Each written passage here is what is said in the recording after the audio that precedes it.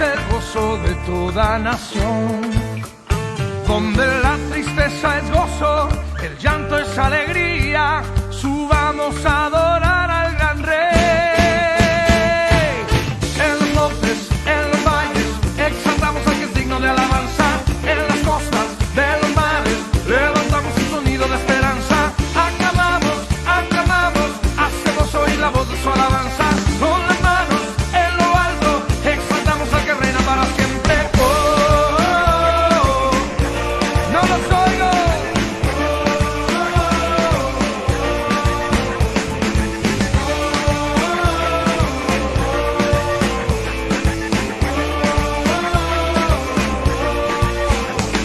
Subamos a adorar en el monte de Sión.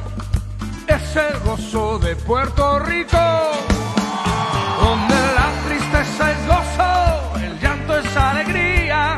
Subamos a adorar al gran Rey. En los montes, en los valles, exaltamos al que es digno de alabanza. En las costas de los mares, levantamos un sonido de esperanza. Aclamamos, aclamamos, hacemos oír la voz de su alabanza. Con las manos en lo alto, fuerte.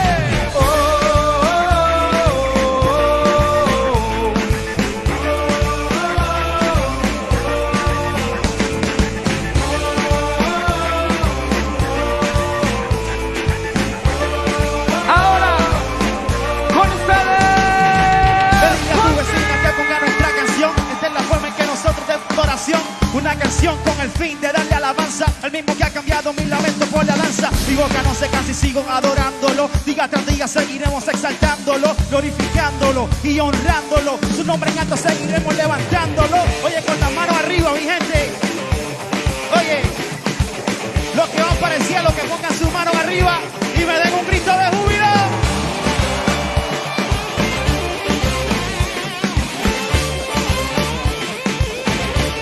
Dice,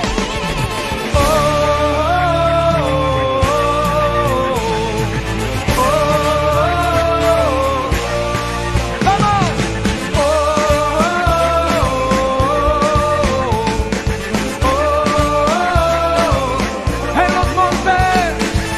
En los montes, en los valles, exaltamos al que es digno de alabanza. En las costas de los mares, levantamos un sonido de esperanza. Aclamamos, aclamamos, hacemos oír la voz de su alabanza. Con las manos en lo alto, ¡vamos!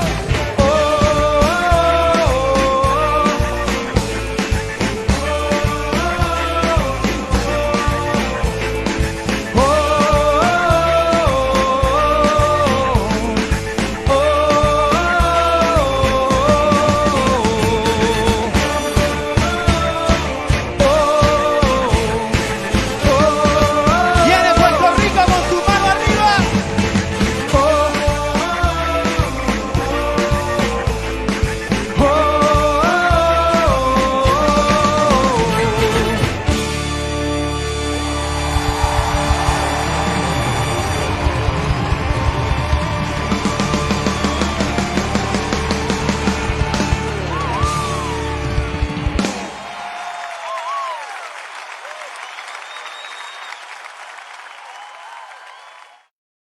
Muy buenas noches, qué bueno poder nuevamente vernos en este nuevo día, esta hermosa oportunidad, este nuevo martes, con la mano de Dios, aquí todos conectados, tratando de disfrutar de un tiempo muy especial de la mano del Espíritu Santo. Muy buenas noches a todos los que en este momento ya se están conectando, que están atentos, que están pues a la disposición de disfrutar de este tiempo especial.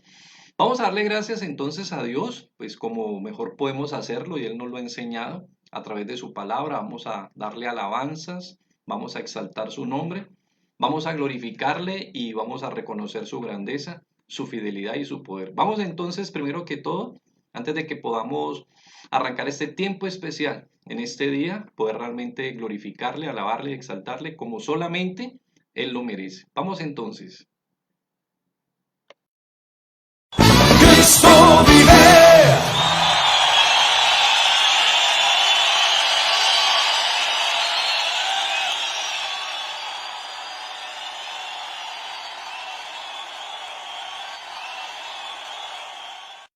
Ahora di conmigo, tu mano me sostiene. Repítelo, tu mano me sostiene. Tu espíritu me alienta. Y siempre en victoria, tú me llevarás. ¿Cuánto lo creen?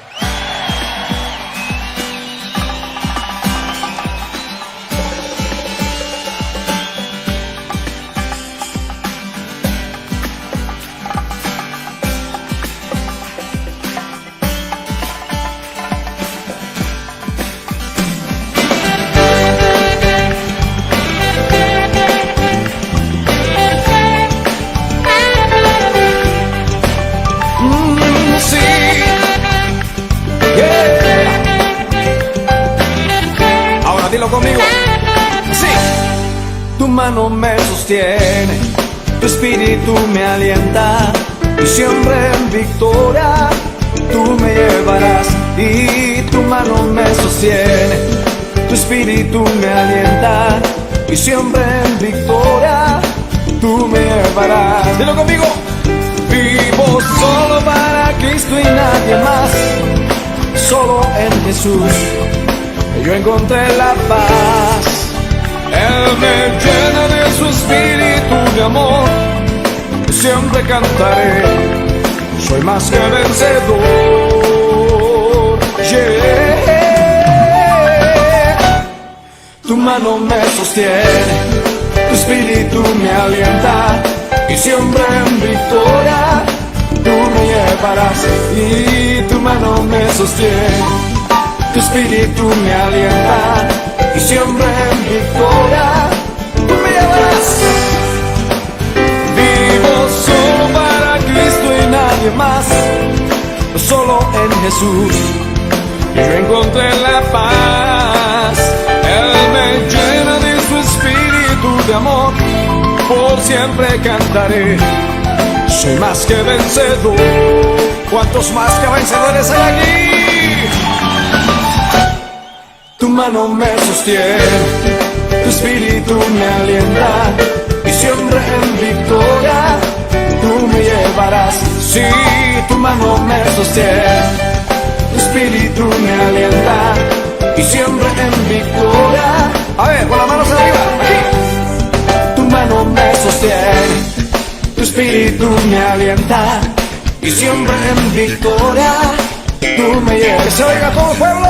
Tu mano me sostiene, tu espíritu me alienta, y siempre en... A ver, son las mujeres, levanten la voz las mujeres. Tu mano me sostiene, tu espíritu me alienta, siempre. Ahora todos los hombres. Tu mano me sostiene, tu espíritu me alienta, y siempre en victoria. ¿Cuánto lo crees? Tu mano me sostiene, tu espíritu me alienta, y siempre en victoria tú me llevarás.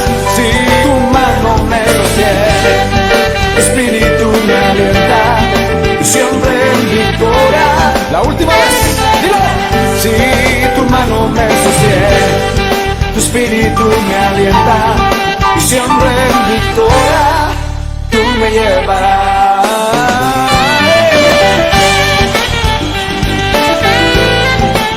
Oh sí, tu mano me sostiene, siempre.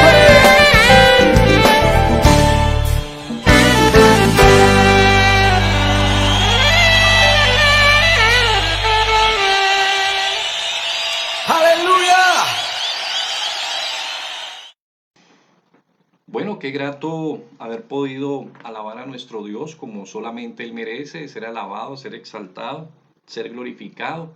Vamos entonces ahora sí, ya después de haberle dado gloria y honra a través de la alabanza, vamos por medio de la oración a pedirle a Él que tome el control de nuestras vidas, que tome este tiempo, que nos dé la dirección que solo Él puede darnos. Y como siempre lo hacemos, pues le pidamos al Espíritu Santo que esté en control de todo, de todas las actividades y de todo lo que corresponde a este espacio especial. Bendito Dios, te damos muchas gracias por este tiempo, por esta oportunidad hermosa que nos regalas nuevamente Tú permites que podamos, Señor, por medio de tu provisión, de tu cuidado, conectarnos, pero especialmente no solo a través de estos dispositivos, sino por medio de la obra maravillosa y sobrenatural de tu Santo Espíritu, quien permite que, aún en la distancia, todos nosotros podamos disfrutar de la unidad que solamente Él puede concedernos a todos, porque Él está en cada uno de nosotros generando esa unidad verdadera, esa unidad que viene de lo alto y que solamente tú nos puedes dar. Por eso te damos muchísimas gracias en este tiempo maravilloso y en esta hora especial. Quédate con nosotros, Espíritu de Dios, en control de todo este espacio de la palabra. En el nombre de Jesús, amén. Bien, muy buenas noches. Vamos entonces hoy a arrancar con la temática que tenemos establecida para este tiempo, de la mano de Dios. Hoy queremos compartir y quiero invitarles primero que todo para que vamos a Segunda de Crónicas, capítulo 7, a ese tan famoso y conocido texto que se conoce como Segunda de Crónicas 7, 14. Creo que muchos lo hemos leído, muchos lo invocamos, muchos lo compartimos.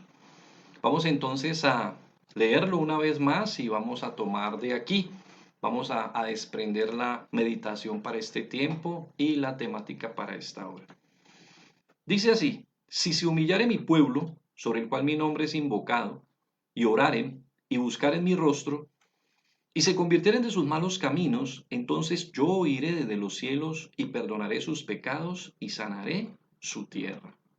Bueno, este texto primero que todo tenemos que tener en cuenta, revisando el espacio donde se encuentra, ¿cierto? Porque si lo tomamos sin revisar un poquito todo su contexto alrededor, recordaremos que se da en mención como una respuesta de Dios a ese momento y ese espacio especial en el cual Salomón estaba consagrando ese templo maravilloso que él construyó para la gloria de Dios.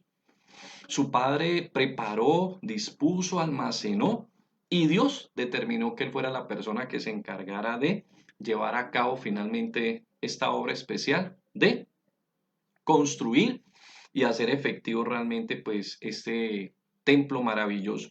Entonces él, después de que el templo ha culminado con todo lo que fue hecho, con todo el espectáculo de joyas que era este templo, entonces pues viene el tiempo de la consagración. Y en ese tiempo pues él está haciendo unas invitaciones, ¿no? Un llamado al pueblo a consagrarse, a buscar a Dios de todo su corazón. Y también le está pidiendo a Dios que ese lugar realmente pues no solo tenga un significado conceptual o religioso, sino que realmente sea el espacio de ese gran encuentro con Él. Así como lo fue en su momento, ¿cierto? El tabernáculo a través del desierto. Ahora este era el lugar que había sido de alguna manera escogido, ¿no? Aquí fue donde el mismo Abraham fue llamado, o él fue a presentar ese sacrificio de Isaac delante de Dios y donde finalmente pues se le dijo que así no era. Fue en este mismo lugar, aquí donde David en algún momento también presentó un sacrificio cuando compró la heredad de Araúna. Y fue en este lugar entonces donde finalmente se construyó este templo. Entonces, en respuesta, ¿cierto?, a toda esta oración que estaba haciendo Salomón, viene de parte de Dios, ¿sí?, esta premisa. Y entonces dice, ¿cierto?, si se humillare mi pueblo, sobre el cual mi nombre es invocado, y oraren, y buscaren mi rostro, y se convirtieren de sus malos caminos, entonces yo oiré de los cielos y perdonaré sus pecados y sanaré su tierra. Bien, vamos hoy a entrar un poquito, no a mirar todo el texto, pero sí a mirar realmente un elemento muy importante del texto, como tiene que ser el punto de la humillación. Cómo realmente ser humildes y ese llamado que Dios nos hace a ser humildes delante de Dios y aprender realmente a humillarnos delante de su presencia. Reconocer la grandeza de nuestro Dios, su lugar supremo, es un llamado que hay en lo más profundo de nuestro corazón. Pero ese mismo corazón fácilmente yerra, perdiendo de vista lo que está marcado en la piel de nuestra alma, y se levanta nuestra soberbia como una gran columna que resiste la gloria de nuestro Dios. Así más o menos lo expresa en 2 Corintios 10, del 4 al 6, Pablo, cuando nos recuerda. 2 Corintios 10, del 4 al 6. Porque las armas de nuestra milicia no son carnales, sino poderosas en Dios para la destrucción de fortalezas, derribando argumentos y toda altivez que se levanta contra el conocimiento de Dios y llevando cautivo todo pensamiento a la obediencia a Cristo, y estando prontos para castigar toda desobediencia cuando vuestra obediencia sea perfecta. Específicamente esta palabra, toda altivez que se levanta, se hace mención, cierto, montículo que de manera conspicua va hacia lo alto y quiere resistir toda actividad de la palabra de Dios. Recordaba que esta es más o menos un ejemplo que podemos tomar de lo que es este montículo que se levanta y resiste la actividad de la palabra, o pretende resistir la actividad de la palabra a causa de la altivez. Pues hay una historia, hay un hecho real que tiene que ver con el fenómeno que hay ahí en ese lindero, en ese límite, que es la gran montaña, ¿cierto?, del Himalaya, el Everest y toda su cordillera. Y tiene que ver con que a un lado, ¿cierto?, de esta montaña está la India y al otro lado pues está lo que conocemos como Nepal. Pero si ustedes revisan y la historia pues y el contexto geográfico revisa, toda la parte de la India es inmensamente próspera en cuestiones de pastos verdes, es algo exquisito a este lado del Himalaya. Pero al otro lado, caso contrario, es todo un desierto. Y este fenómeno se da a causa de la altura de estas montañas, a causa de la altura de esta cadena montañosa que impide que las nubes pasen al otro lado y puedan dejar el agua que requiere para que de pronto sea una experiencia distinta del lado del Nepal. Cambio, caso contrario, lo que hacen estas nubes es tropezar contra esta montaña, tropezar, ¿cierto? Verse impedidas, y lo que hace pues es simplemente quedarse ahí y pues condensarse y convertirse finalmente en esa lluvia que lo que hace es prosperar un lado y no el otro. Asimismo, se levanta nuestra altivez continuamente para resistir el acceso de la palabra de Dios. Se levanta nuestro orgullo, nuestra soberbia, impidiendo que de este lado de nuestro corazón y de nuestra alma prospere su gloria, su suficiencia y su poder. De igual manera, en Génesis 11, del 1 al 4, se nos cuenta esta famosa historia, nos deja constancia Moisés en el libro de Génesis, capítulo 11, versículo del 1 al 4, hasta dónde llegó la altivez del corazón de los hombres. Tenía entonces toda la tierra una sola lengua y unas mismas palabras. Y aconteció que cuando salieron de oriente, hallaron una llanura en la tierra de Sinar, y se establecieron allí, y se dijeron unos a otros: vamos, hagamos ladrillo y cozámoslo con fuego.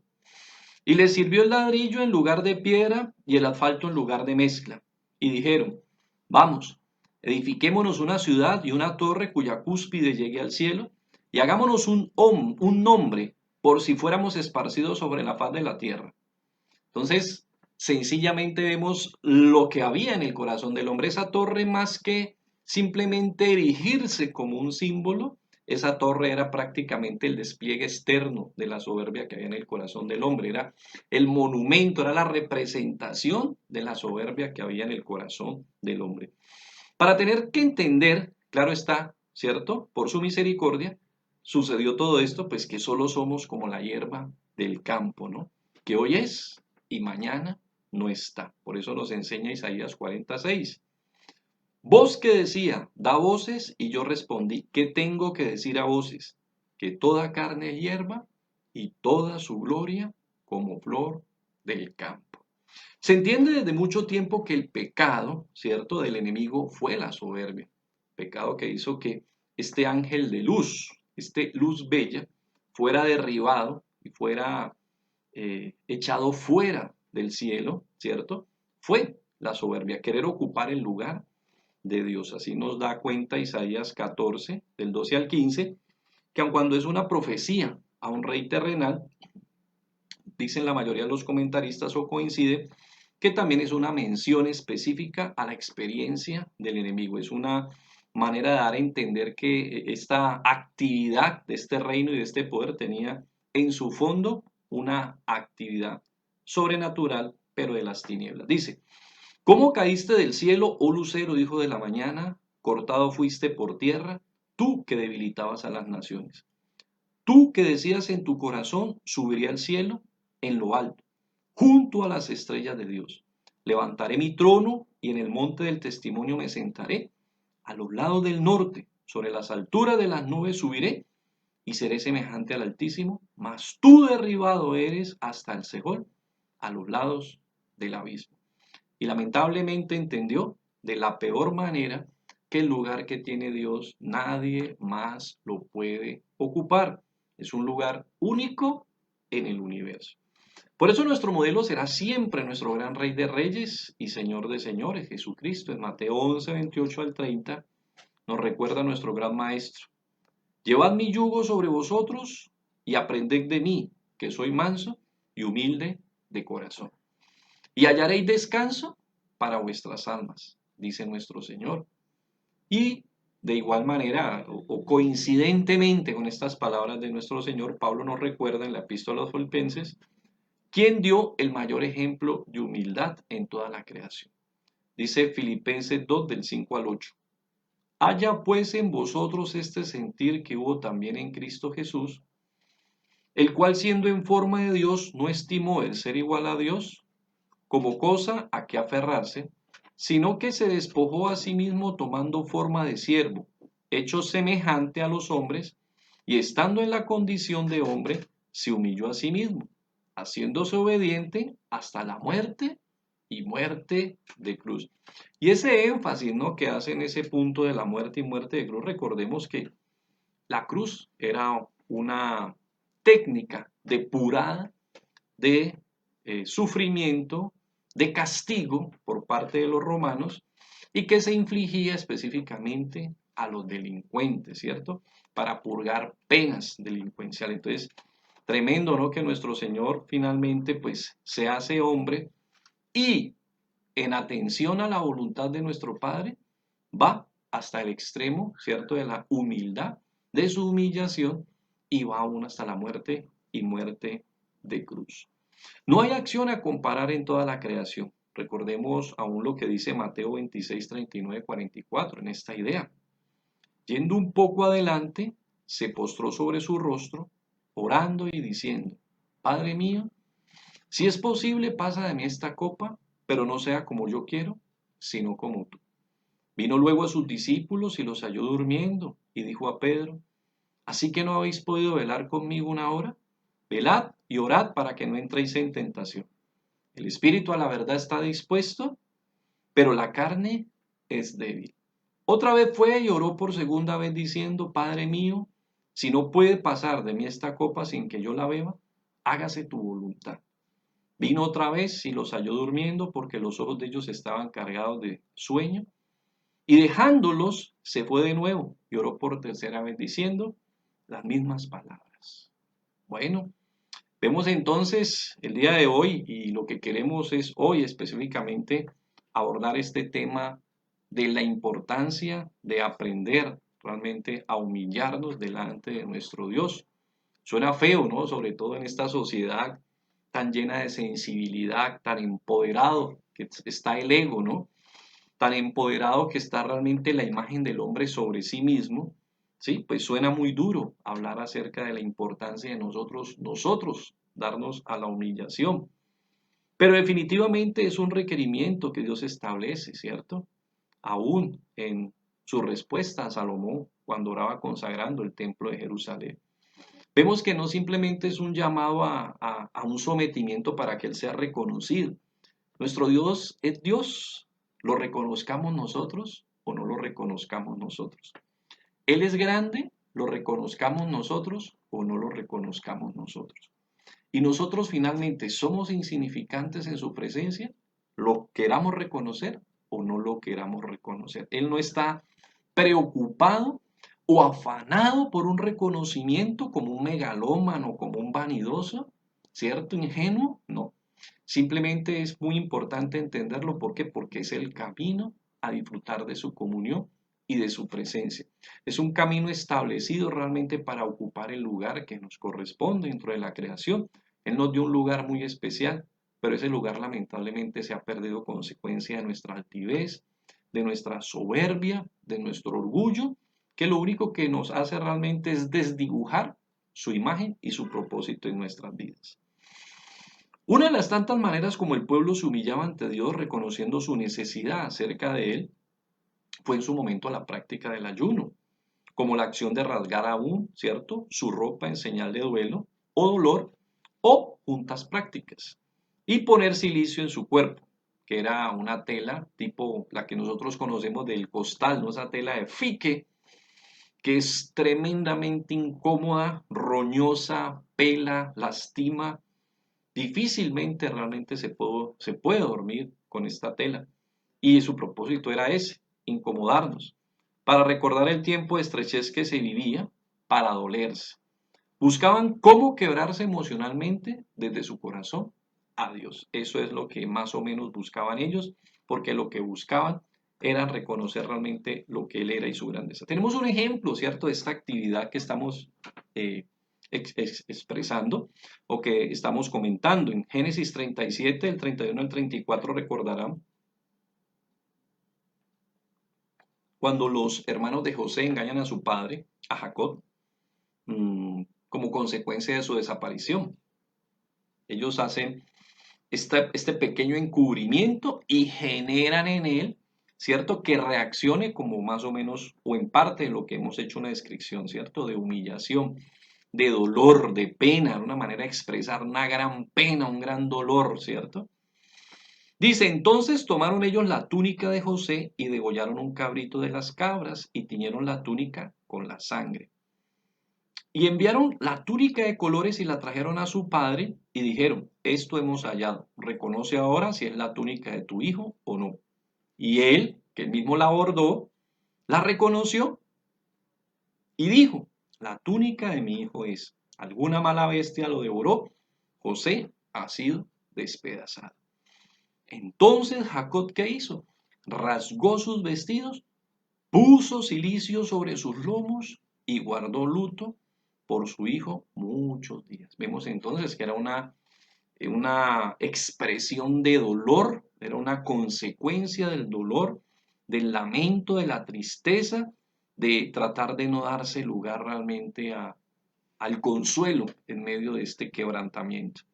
Y de igual manera, mire, sus hijos pues aprendieron cuando ya pues estos hermanos, pasados muchos años, fueron donde José, que ya era un hombre grande en Egipto, pues él les hizo, de pronto les jugó una mala pasada y ellos tuvieron que verse abocados a esta misma experiencia. Génesis 44, del 11 al 13.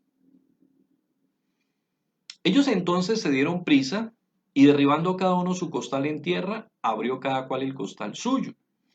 Y buscó desde el mayor comenzó y acabó en el menor. Y la copa fue hallada en el costal de Benjamín. Recordarán que más o menos la historia, José había insistido en que llevaran al hermano menor, Judá había hecho un compromiso con su padre aún de poner su vida por su hermano, y José, pues, jugando esta experiencia que hizo con ellos, lo que hizo fue poner su copa en el costal de Benjamín, lo cual implicaba pues un desastre para ellos. Y entonces dice que como consecuencia ellos rasgaron sus vestidos y cargó cada uno su asno y volvieron a la ciudad. Vemos entonces que esa era la expresión, ¿cierto?, de lamento, de humillación, la expresión de impotencia frente a las circunstancias. En 2 de Samuel 12, el 16 al 18, si recuerdan la historia de David, si recuerdan la historia de todo esto que está aconteciendo, dice, entonces David rogó a Dios por el niño y ayunó David y entró y pasó la noche acostado en tierra y se levantaron los ancianos de su casa y fueron a él para hacerlo levantar de la tierra, mas él no quiso ni comió con ellos pan. Si recuerdan, esta fue la situación, la circunstancia cuando como consecuencia del pecado de David viene el que su hijo es herido de una enfermedad y finalmente fallece. David, pues en todo este proceso, cuando el niño enferma, lo que hace pues es humillarse y por eso dice que él entra en ayuno y dice que pasa la noche acostado en tierra, fueron para hacerlo levantar, no quiso y no comió con ellos pan y no pasó un día, pasó muchos días en esta práctica o en esta acción de humillación delante de Dios, buscando si de pronto podía retractar lo que lamentablemente pues se había sentenciado como consecuencia directa de su falta. Prácticamente aquí la experiencia era, ¿no?, el ser medido con la misma vara que él lamentablemente había medido a Urías Eteo. Y el ayuno como tal era práctica común en momentos de apuro y de temor, en aras de humillarse bajo la poderosa mano de Dios, como el mismo Dios lo enseñó a Salomón el día de la consagración del templo. Muchos reyes lo hicieron, y en este caso pues encontramos al rey Josafat. En 2 de Crónicas 20, del 1 al 3, dice que alguien le dio aviso, ¿cierto? Que algunos ejércitos habían pactado para venir a expugnar su reino, ¿cierto? Para venir contra él, y él, al analizar la situación y ver el estado de indefensión en el que estaba, pues estaba en un estado de inferioridad frente a los que se habían puesto de acuerdo, pues se encuentra recurrir ¿a quién? A Dios de esta manera. Segunda de Crónicas 20, del 1 al 3, dice: pasadas estas cosas, aconteció que los hijos de Moab y de Amón, y con ellos otros de los amonitas, vinieron contra Josafat a la guerra.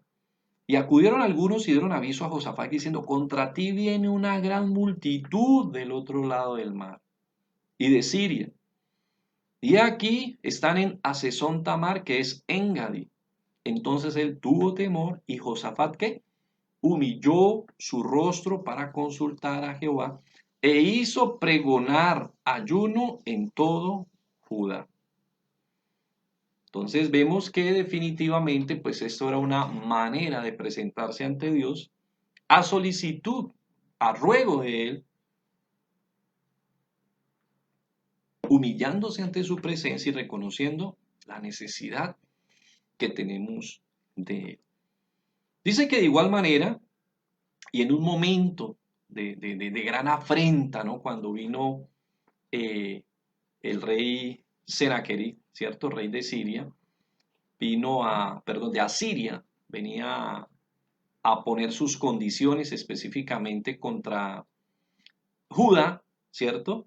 Entonces, Ezequías manda a algunos de sus líderes, de sus representantes, a hablar con estos asirios, y estos hombres lo que hacen es humillarlos delante de toda la comunidad que estaba oyendo lo que estaba aconteciendo.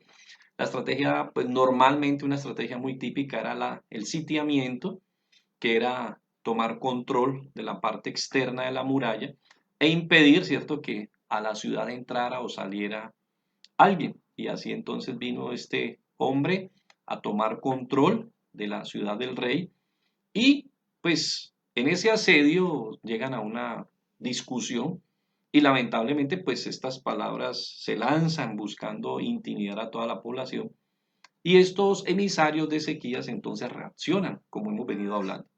Dice entonces Segunda de Reyes 18, 36, 37. Pero el pueblo calló y no le respondió palabra, porque había mandamiento del rey, el cual había dicho: no le respondáis. Entonces Eliaquín, hijo de Hilcías, mayordomo, y Segna, escriba, y Joa, hijo de Asaf, canciller, vinieron a Ezequías, rasgados sus vestidos, y le contaron las palabras del Rabsacis. Vemos entonces cómo llegaron ellos, rasgados sus vestidos, van ante ¿quién? El rey Ezequías, ¿cierto? Buscando, trayendo este mensaje, pero dando a entender realmente pues el momento, la situación y el estado de humillación y de afrenta, y exponiendo, ¿no?, lo que ellos están viviendo en su corazón, externalizándolo a través de esta experiencia. Luego entonces vamos a mirar algunos casos de hombres muy particulares. Por eso hemos dicho que no solo fueron estos dos reyes ni los emisarios de estos reyes, sino muchos otros, quienes, sobre todo, reyes de Judá, pero también encontraremos sorpresas. Definitivamente en momentos determinantes encontraron realmente la vía correcta, la vía de la humillación delante de Dios, lo cual trajo entonces como consecuencia y consideración de parte de Dios, que es fiel y es propicio realmente al corazón que se humilla, una respuesta favorable de parte del gran rey.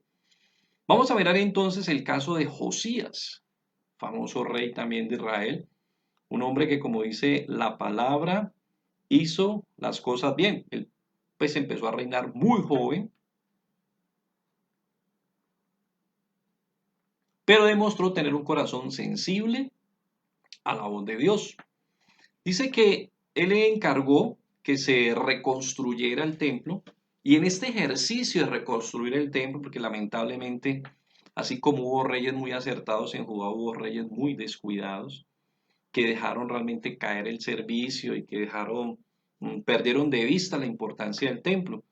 Entonces este joven, lo primero que insiste, en lo que insiste es en la reconstrucción, la remodelación, el remozamiento, el mantenimiento, y en eso, en ese ejercicio encontraron, imagínense, estaba refundido el libro de la ley, aquella copia que estaba a cargo de los levitas y de los sacerdotes, estaba embolatada en medio del templo, imagínense, es como si de pronto en nuestra casa, en algún momento de nosotros nos preguntamos, ¿cierto? ¿Dónde está la Biblia? Y nadie la encuentra en la casa. Si nosotros pues confesamos y si nosotros expresamos nuestra convicción acerca de nuestra comunión con Dios, y si nosotros actuamos de manera como creyentes y hombres de Dios, pues algo que debe ser consecuente, ¿cierto? Es nuestro ejercicio, nuestra disciplina, el estudio de la palabra. Pero si yo en algún momento dado me pregunto que no sé dónde está la Biblia, pues eso pone en evidencia realmente cuál es el estado de mi corazón, y algo muy similar estaba pasando aquí con el pueblo. Dice entonces, Segunda de Reyes 22, del 11 al 20, es un poco largo el texto, pero van a ver que realmente es muy edificante. Segunda de Reyes 22, del 11 al 20.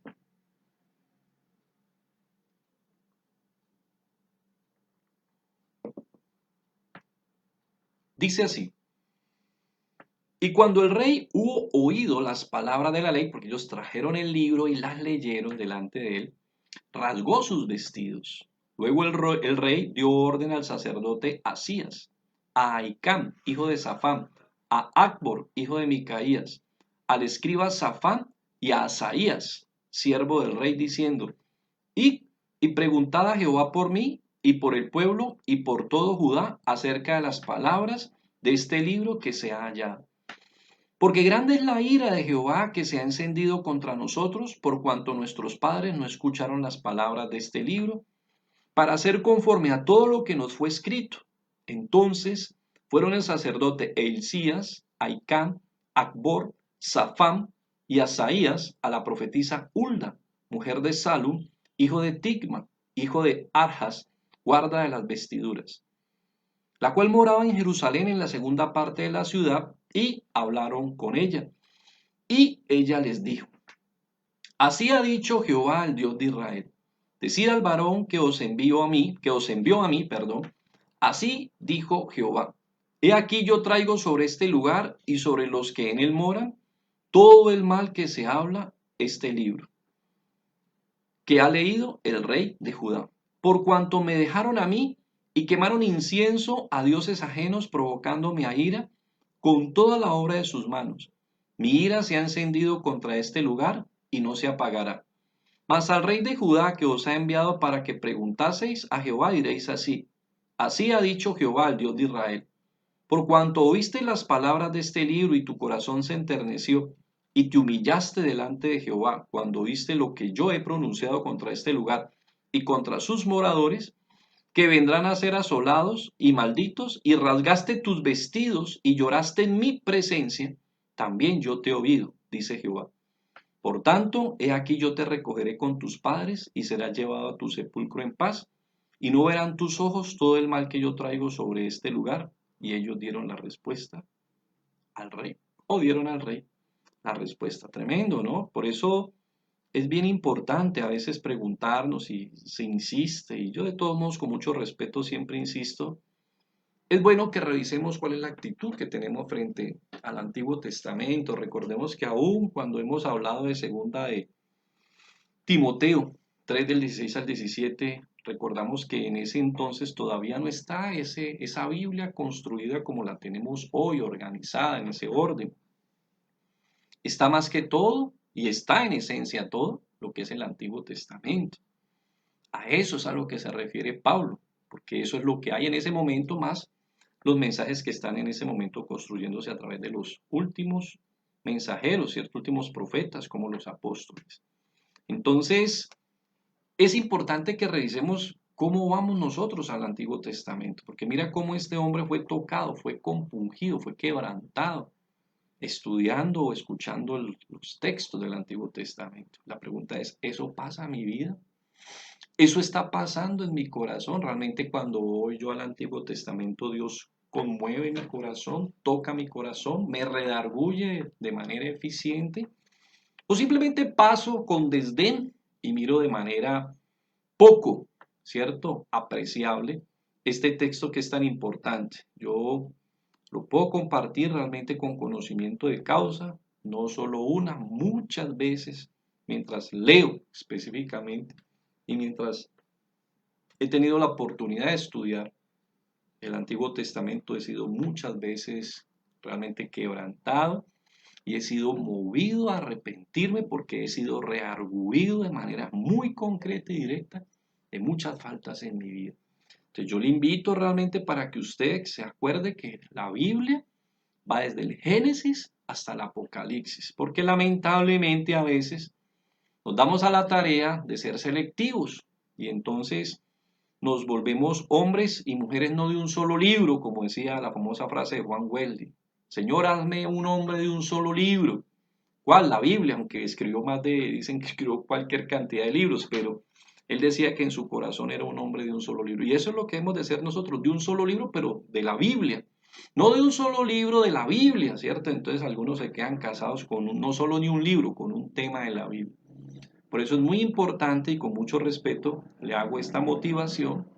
Revise si usted está leyendo la Biblia.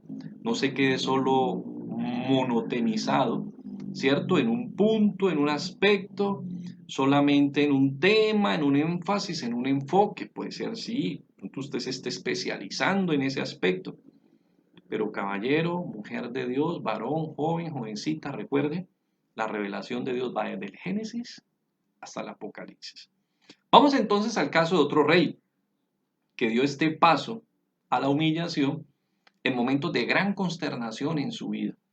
Y tal vez de pronto fuera de Acat, que fue un rey de Israel, este tal vez pudiera decirse que fue uno de los reyes lamentablemente más mal testimonio que tuvo los reyes de Judá. Y es el rey Manasés. Lamentablemente este hombre es como si en él se le hubiera dado cuerda a hacer todas las locuras o se le hubiera dado cuerda para llevar total contravención a lo que Dios le había observado a todo su pueblo en su palabra. Es mejor que nunca hubiera conocido las escrituras que en ese momento estaban dadas por parte de Dios, porque parece que más bien en vez de proponerse ponerlas en práctica, más bien fue mirando renglón a renglón, letra a letra, verso a verso y texto a texto, cómo llevarlo en contravía. La verdad que si usted lee un poquito más a fondo y con más amplitud luego, un poco acerca de la historia de Manasés, descubrirá que realmente uno no entiende por qué este hombre con el conocimiento, con los antecedentes, aun con el padre que tuvo, con la formación que recibió, con los reyes antecedentes, con toda esta historia, ¿por qué se entregó de esta manera? Ahí es donde uno se da cuenta realmente de la importancia de la conversión. Por eso, nada más hace el sábado estábamos compartiendo este tema importante, ¿no? Dios no tiene nietos, Dios tiene hijos. El hecho de que David hubiera sido un hombre cuyo corazón era de Dios no significaba que por herencia lo fuera a ser Salomón. Lo fue, que lamentablemente se equivocó en sus últimos años, da cuenta la Biblia, no lo estamos diciendo nosotros, pues fueron fallas, pero al parecer, pues por lo que quedó como constancia en el libro de Eclesiastés, parece que corrigió. Pero eso tampoco fue garantía de que su hijo Abías fuera realmente un hombre cuyo corazón fuera de Dios. Perdón, Abías no, Roboam. Y luego, pues, el hijo de Roboam, que fue Abías, no necesariamente habría de serlo. Y así entonces, caso contrario, nos vamos dando cuenta que nacer de nuevo es un requisito para cada ser humano. Cada uno de nosotros tiene que dar paso a esta confesión, paso a esta transformación para poder realmente vivir la realidad del Evangelio. Nuestros hijos no son cristianos porque nacen como hijos de un creyente. Ellos son cristianos porque en algún momento dan ese paso, tienen esa experiencia, ese encuentro. Entienden la gracia, la gloria y el milagro del nuevo nacimiento. Lo viven por la obra del Espíritu Santo. Entonces, en 2 de Crónicas 33, del 9 al 13, hay una historia muy particular de Manasés. Vamos a mirarlo.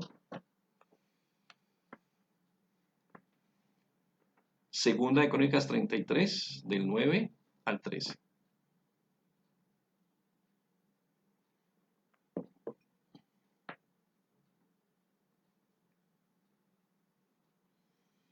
Manasés pues hizo extraviarse a Judá y a los moradores de Jerusalén para hacer más mal que las naciones que Jehová destruyó delante de los hijos de Israel.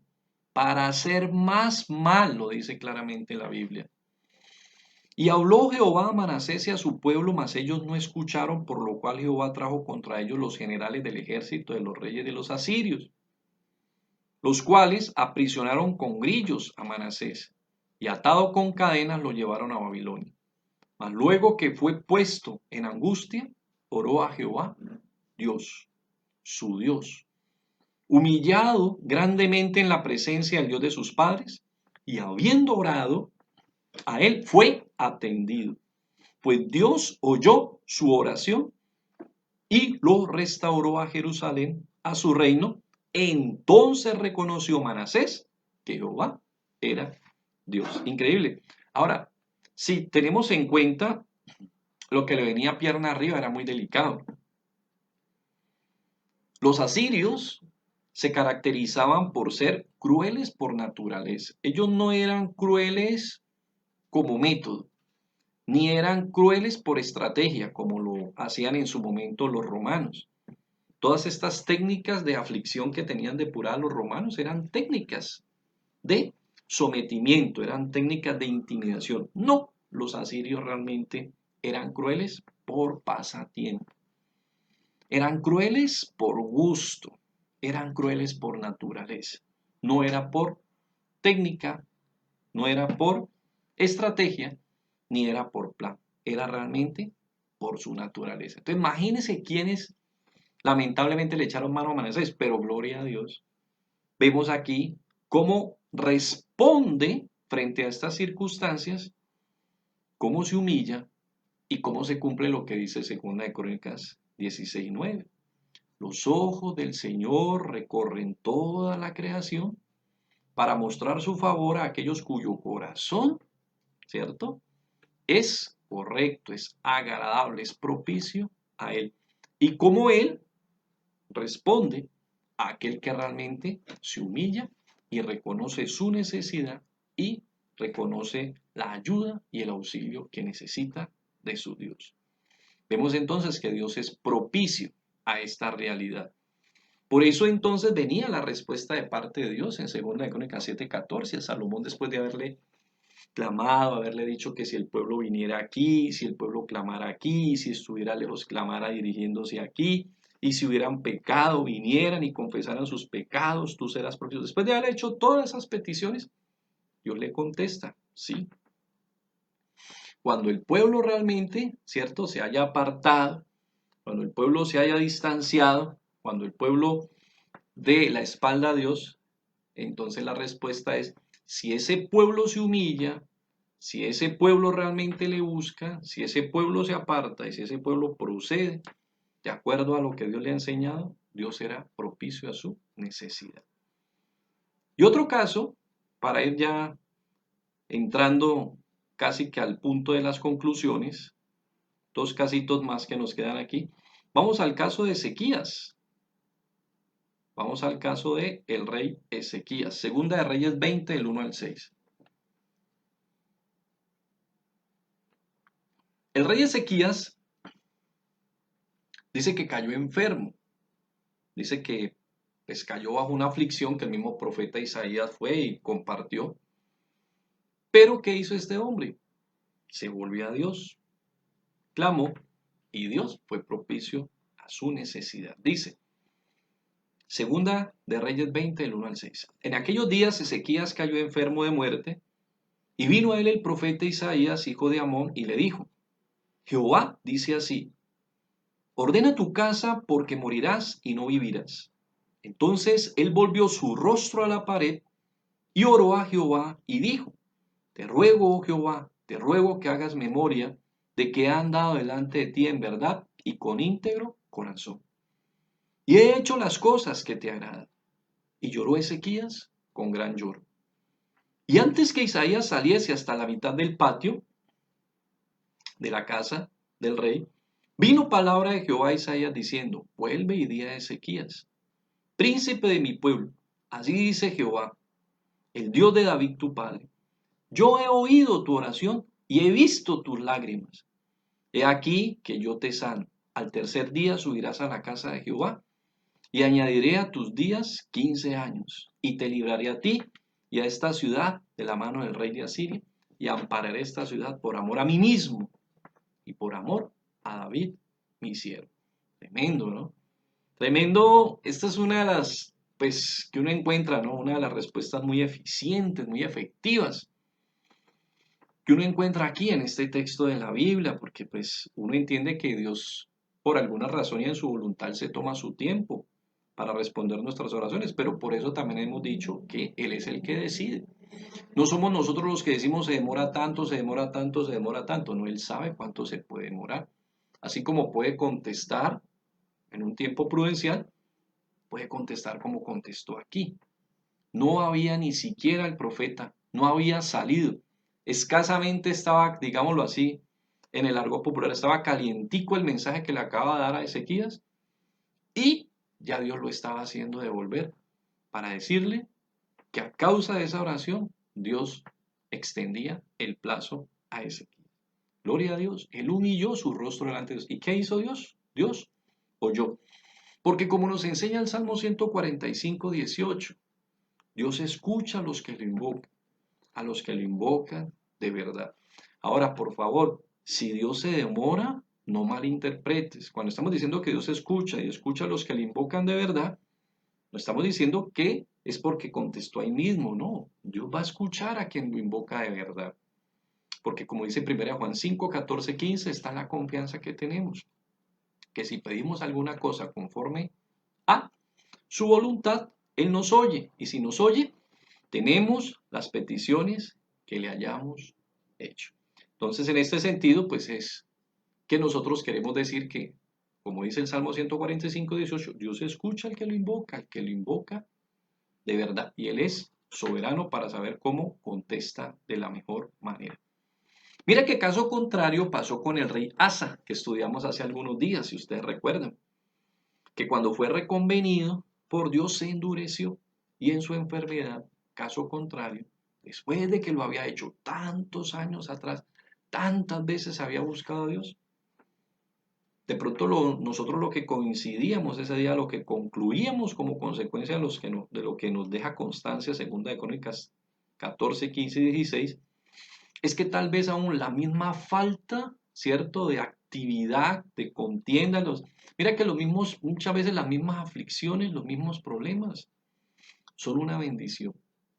¿Por qué? Porque nos mantienen buscando a Dios. Y usted dirá, uy, qué cruel. Pero a veces es así. Dice Isaías 26, nos quebrantaste y te buscamos.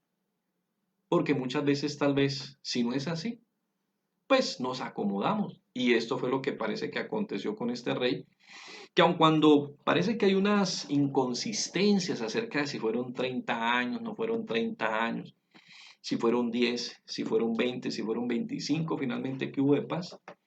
Parece que ese extremo de paz, pues, trajo algo de indolencia y de apatía en Asa, y después de haber sido un hombre de tan profunda y de haber visto tan grandemente la gloria de Dios, se endureció. Mira lo que dice 2 Crónicas 16, del 7 al 12.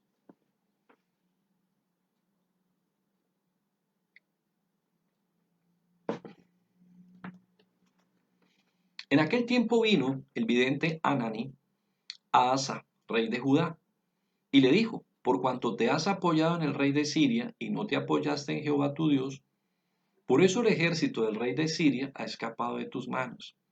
Los etíopes y los libios, que quienes recuerdan en el capítulo 14, si lo quieren leer, 2 Crónicas 14, que era un ejército casi de 1.000.000 de personas, y él solamente tenía escasamente la mitad.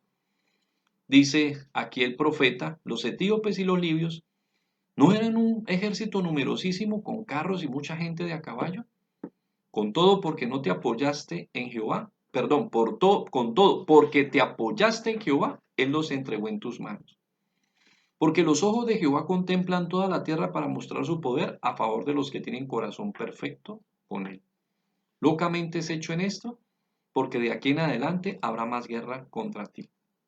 Entonces se enojó Asa contra el vidente, lo echó en la cárcel, porque se encolerizó grandemente a causa de esto.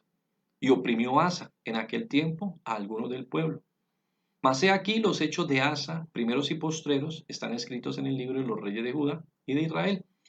En el año 39 de su reinado, Asa enfermó gravemente de los pies y en su enfermedad no buscó a Jehová. Y en este caso, como recordamos, e hicimos precisión ese día cuando se habla aquí que no buscó a Dios sino a los médicos, no se refiere a los legos, sino que no buscó hechiceros. Entonces nos encontramos realmente con que aquellos que humillan su corazón, vuelven su corazón, se vuelven a Dios con su corazón, Dios los atiende. Pero lamentablemente pues también están quienes se resisten a buscarlo. Y como caso insólito fuera el de Manasés, que fue de los más perversos de Judá, tenemos este caso en Israel, al rey Acab, que realmente pues lamentablemente es uno de los descendientes de Jeroboam, el que corrompió a Israel, ¿cierto? Constituyendo e inventándose una nueva religión. Es que la verdad, Jeroboam, imagínense, le entregaron 10 tribus, pero intimidad, por miedo, conociendo pues el énfasis de este pueblo que buscaba a Dios, no le pareció cosa liviana inventarse una religión e imitar todo lo que Dios había establecido. Increíble, ¿no? A este hombre le pareció cosa liviana jugar a ser Dios. Y eso pasa. Lamentablemente pasa por miedo, porque él tenía miedo de que todo el pueblo terminara pasándose a Judá. Y entonces en ese temor se entregó a esta cantidad de locuras. Y a veces así pasa, ¿no? Por el miedo al poder, perder el dominio, perder el control, la gente se entrega a cantidad de locuras. Primera de Reyes 21, 27 al 28, vemos como el caso de este hombre, que era un hombre bien perverso de todos modos. Cuando se humilló ante Dios, caso específico, Dios fue propicio a su clamor. Primera de Reyes 21, 27 al 28. Y sucedió que cuando Acab oyó estas palabras, rasgó sus vestidos y puso cilicio sobre su carne, y ayunó y durmió en cilicio. Y anduvo humillado. Entonces vino palabra de Jehová a Elías Tisbita diciendo, ¿no has visto cómo Acab se ha humillado delante de mí? Pues por cuanto se ha humillado delante de mí, no traeré el mal en sus días. En los días de su hijo traeré el mal sobre su casa. Y esto fue pues lamentablemente como consecuencia de una gran conspiración que se generó simplemente para matar a un hombre inocente. Vino entonces la represión de Dios y este hombre obró como pocos de pronto se imaginaron que iba a orar. Tal vez muchos pensaron que iba a orar como Asa, pero lamentablemente caso contrario, obró como los reyes de Judá y se humilló delante de Dios. Vamos entonces a la conclusión para que cerremos este tiempo y simplemente le demos pues el cierre concreto a lo que hemos querido compartir hoy acerca de la importancia de la humildad y de aprender realmente a humillarnos delante de quien estamos llamados a humillarnos para reconocer que Él es quien es, que Él es nuestro Dios y que realmente Él es nuestro Rey. Primero recordemos el primer punto muy importante de esta conclusión, es que los sacrificios de Dios son el espíritu quebrantado. Al corazón contrito y humillado no despreciarás tú, oh Dios. Eso nos lo enseña el Salmo 51, 17. Esos son los sacrificios que Dios quiere. Un corazón contrito y humillado. Y en este caso nos ayudan mucho los reformadores que hicieron una muy buena precisión entre contrición y atrición. Contrición es sentir vergüenza por el pecado y atrición es sentir miedo por el castigo. Y lamentablemente ahí fue que yo pude entender una frase que mi mamá siempre aplicaba cuando me estaba invitando a entrar a la casa con una correa en la mano o una chancla en la mano, y uno empezaba, ¿cierto?, lleno de miedo a decirle no y a arrugar la cara y a hacer pucheros y a llorar. Ella inmediatamente me decía, claro, era por alguna falta que había cometido, ella me decía, mucho miedo, pero poca vergüenza. Yo no entendí nunca por qué me decía eso hasta que vine y entendí esta precisión que hicieron los reformadores. Claro, uno sentía era miedo por la disciplina, pero no tenía tristeza por el daño que había hecho. Por eso una cosa es un corazón contrito, un corazón que siente pesar por fallarle a Dios, que siente tristeza porque sabe que ha hecho un daño. Un corazón atrito que simplemente tiene miedo es porque sabe que le puede venir una disciplina. Pero el error que cometió, la verdad, ni dolor ni tristeza. Como segunda conclusión, por eso Dios por medio del profeta Joel le muestra el camino correcto, ¿cierto?, a su pueblo, para con él, para invitarnos a la verdadera humildad, cuando hacía precisión sobre el verdadero ayuno, porque recuerdan que ¿qué hacía usualmente el pueblo? Se rasgaba sus vestiduras y se ponía, silicio.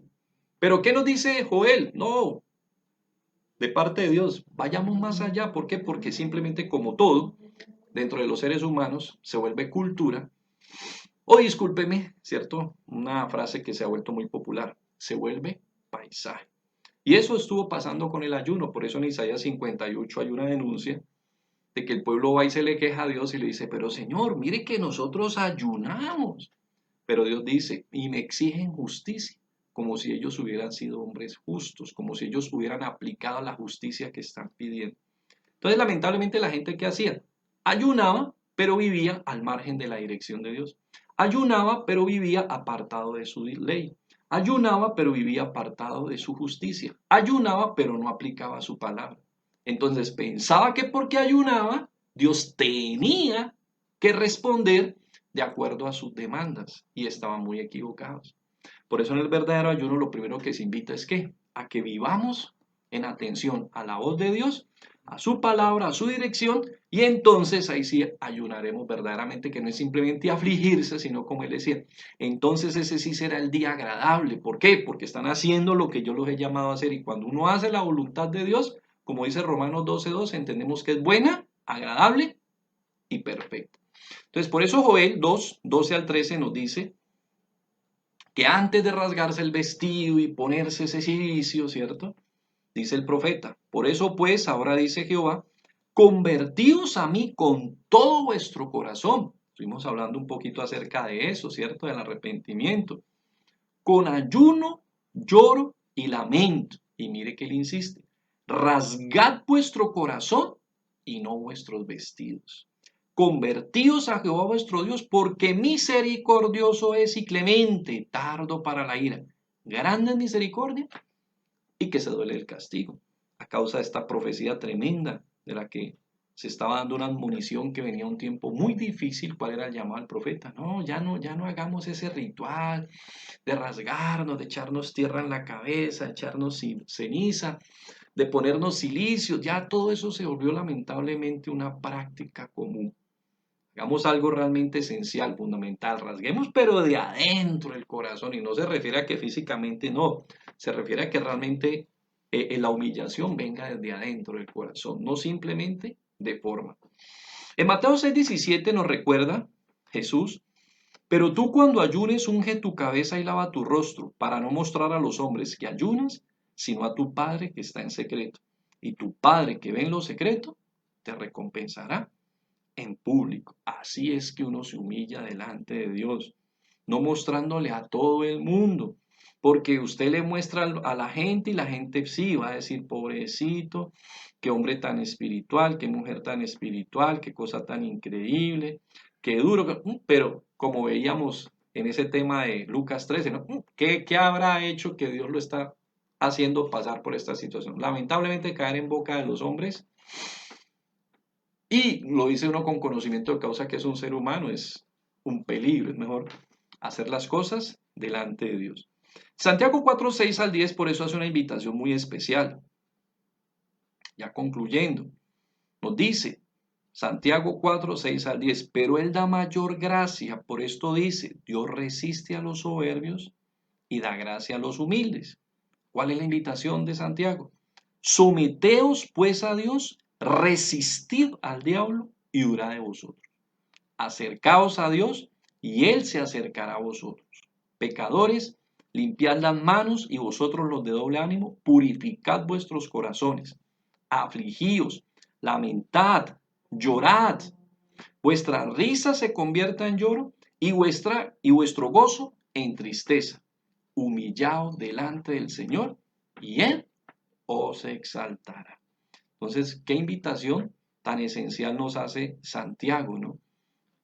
2 veces insiste que Dios resiste al soberbio, da gracia al humilde.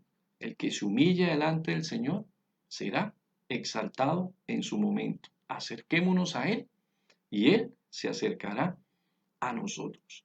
1 Pedro 5, del 5 al 7, nos hace nuevamente un llamado a la humildad, a buscar la gracia de Dios y a someternos a Él. 1 Pedro 5, del 5 al 7, dice, igualmente jóvenes, estad sujetos a los ancianos y todos sumisos unos a otros, revestidos ¿de qué? De humildad, porque Dios resiste a los soberbios, pero Él da gracia a los humildes. Humillaos pues bajo la poderosa mano de Dios, para que Él os exalte cuando fuere tiempo, echando toda vuestra ansiedad sobre Él, porque Él tiene cuidado de vosotros. Tiene una manera muy básica de nosotros poder realmente humillarnos delante de Dios. Es revestirnos de humildad, o sea, en vez de vestirnos, ¿cierto? Solamente externamente, poder nosotros detentar, expresar verdadera humildad, humildad de corazón, como nos dice Jesús en Mateo 11, 28. Aprended de mí, versículo 22, que soy manso y humilde de corazón. Y poniendo nuestras cargas delante de Dios, aprendemos a humillarnos cada día, reconociendo que nosotros no somos suficientes, sino Él. Y así concluye entonces nuestro tema el día de hoy con las palabras de nuestro Rey y de nuestro Señor. Llevad mi yugo sobre vosotros y aprended de mí, que soy manso y humilde de corazón, y hallaréis descanso para vuestras almas. Quiero invitarles para que oremos hoy a Dios y nos humillemos poniendo nuestras cargas delante de Él. No creo que podamos decir nosotros cuál será la mejor ocasión para que hagamos esto. Creo que toda ocasión es buena, y especialmente la ocasión que estamos viviendo en este tiempo. Creo que todos vivimos de alguna manera incertidumbre, expectativa. Las cosas vienen a veces mostrándose un poco más difíciles de lo que se pensaba. Se empiezan a ver cosas complejas, empiezan a pronosticarse cosas difíciles, pero la palabra nos dice que hay un camino que nosotros podemos seguir en atención a lo que Él nos ha enseñado en su palabra. Humillémonos delante de Dios.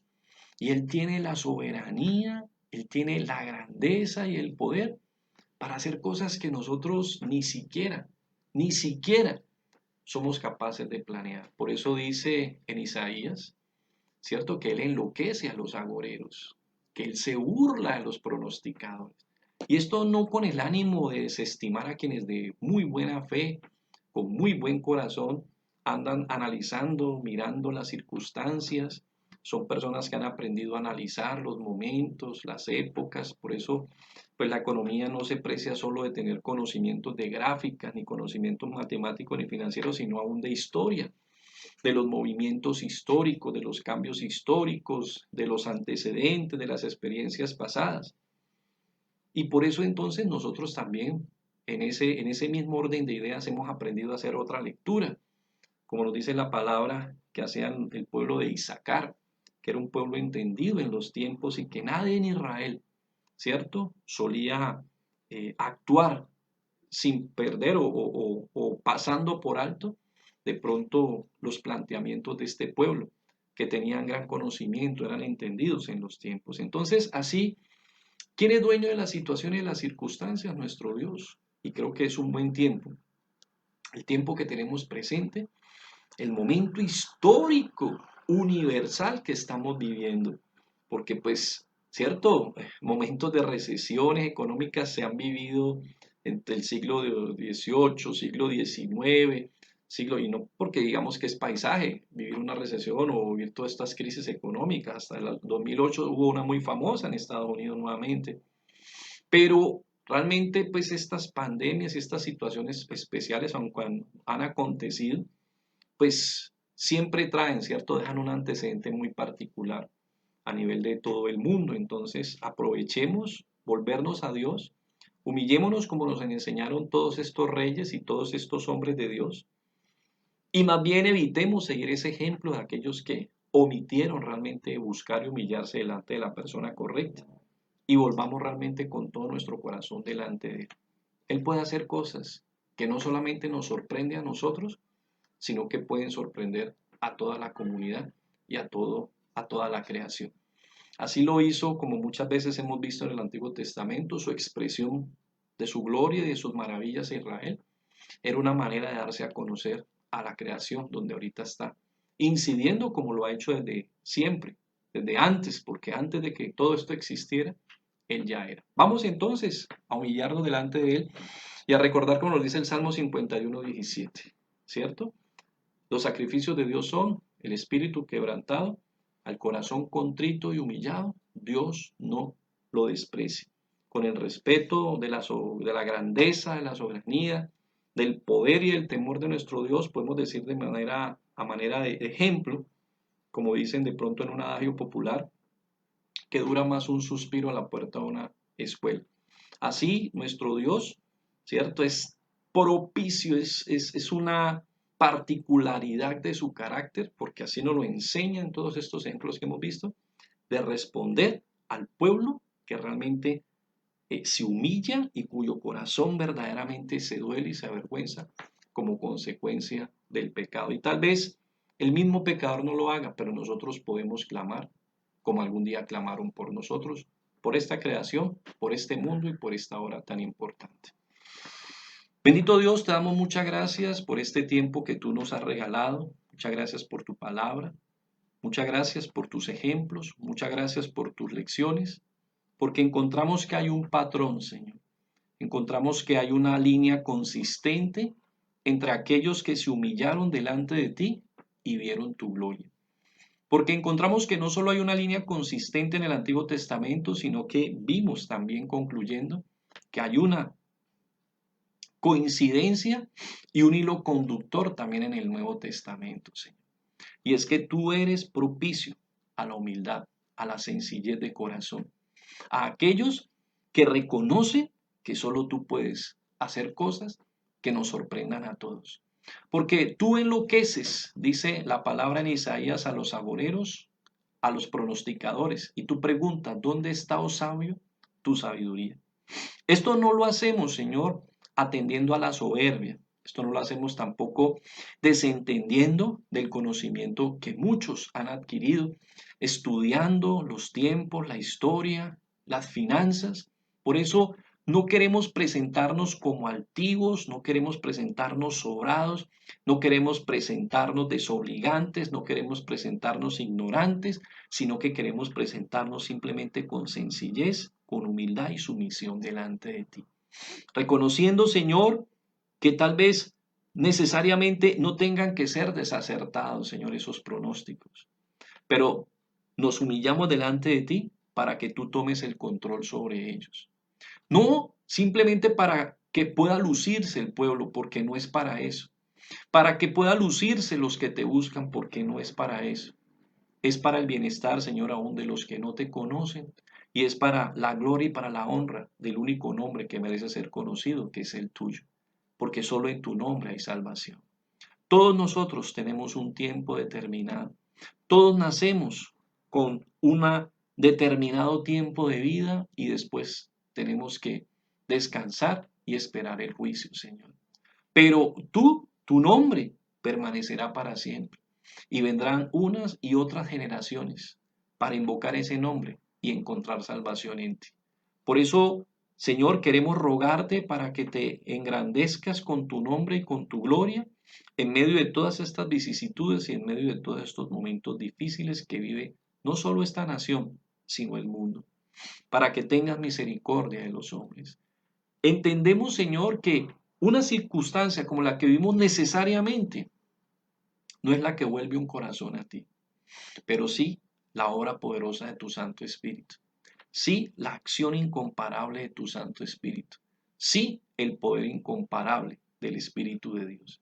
Por eso vuelve nuestros corazones a ti, Señor, en sencillez, en humildad, sometidos cada día. Ayúdanos a buscarte, de rodillas, sentados, postrados, como sea, Señor, pero inclinando lo primero que todo, nuestro corazón a ti, como nos enseña el profeta Joel, rasgando nuestro corazón, Señor, delante de ti, antes que nuestras acciones externas. Por eso permite que volvamos con todo nuestro corazón, Señor, y con todo nuestro ser a tu presencia. Que este sea el tiempo, de acuerdo al llamado de 2 de Crónicas 7:14, de que tu pueblo, los que te conocen, los que te invocan, sobre los cuales, Señor, tu nombre se usa para bendecirlos, te busquemos a ti con todo nuestro corazón y con todo nuestro ser. Permítenos volvernos a ti, Señor. Te lo pedimos en el precioso nombre de Jesús, en el nombre maravilloso de nuestro Rey.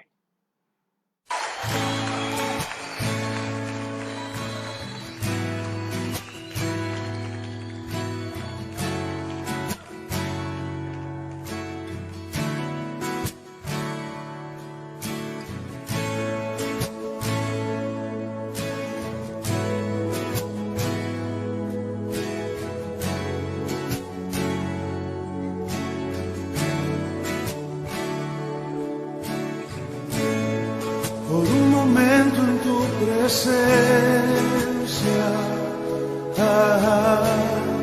por un instante de tu amor, por un destello de tu gloria, por un minuto nada más, todo daría. No importaría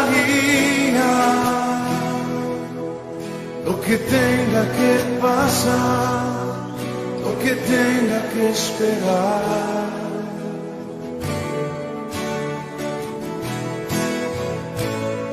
Por un momento en tu presencia, por un instante de tu amor, por un destello de tu gloria, por un minuto nada más, todo daría, no importaría lo que tenga que pasar, lo que tenga que esperar. Tengo hambre de ti, de tu presencia, de tu fragancia, de tu poder. Hambre que duele, que debilita, que desespera por ti. Tengo hambre de ti, de tu presencia, de tu fragancia, de tu poder.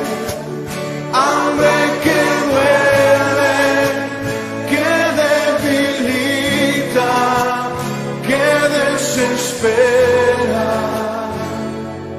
por ti. Por un momento en tu presencia,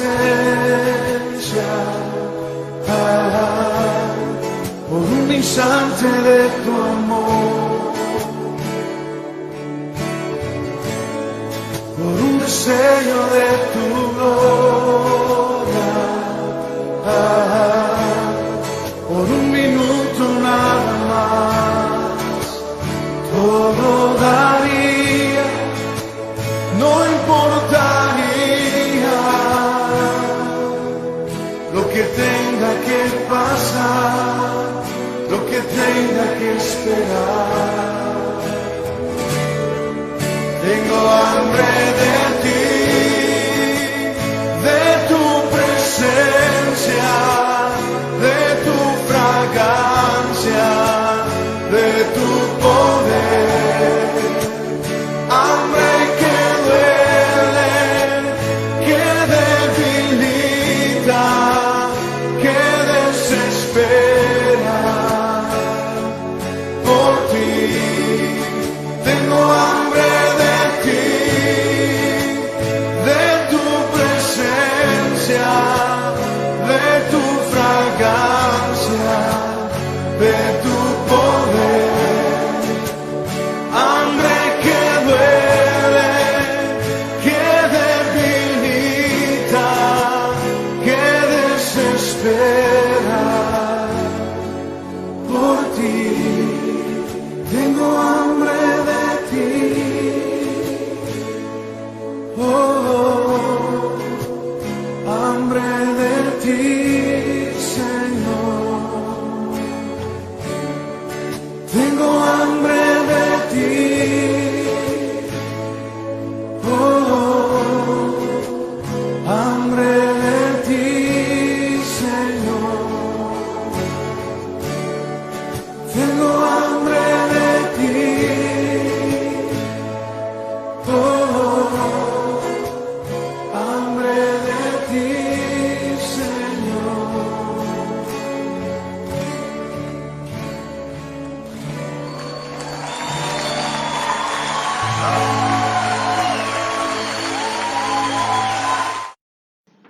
Bueno, muy agradecidos con este tiempo final y vamos entonces simplemente a decirle gracias, Señor, por este tiempo maravilloso que tú nos has regalado. Que tu paz esté, Señor, con cada uno de los miembros de tu congregación, que tu paz esté con sus familias y que tu paz esté, Señor, con todo lo que tú has puesto bajo su cuidado y bajo su atención. Y decirle, Señor, bueno, gracias por tu provisión, gracias por la provisión a cada una de las familias, gracias por tu provisión a tu congregación, gracias por la provisión para la extensión de tu reino, gracias por la provisión para todas las necesidades de tu pueblo, gracias por tu provisión para todos, Señor, los que tienen en este momento necesidad, y gracias por tu cuidado y por tu amparo, Señor, porque como dice el Salmo 145, todos vuelven sus ojos a ti, y cuando tú abres tu mano, todos son satisfechos. Quédate con nosotros, te lo pedimos en el nombre que es sobre todo nombre, en el nombre de Cristo Jesús. Amén. Buenas noches, iglesia, que Dios les bendiga rica y abundantemente y nos dé nuevamente la oportunidad de encontrarnos nuevamente según su beneplácito y según su poder. Que Dios les bendiga y que nos ayude y nos enseñe su Santo Espíritu verdaderamente a revestirnos, pero de verdadera humildad. Bendiciones.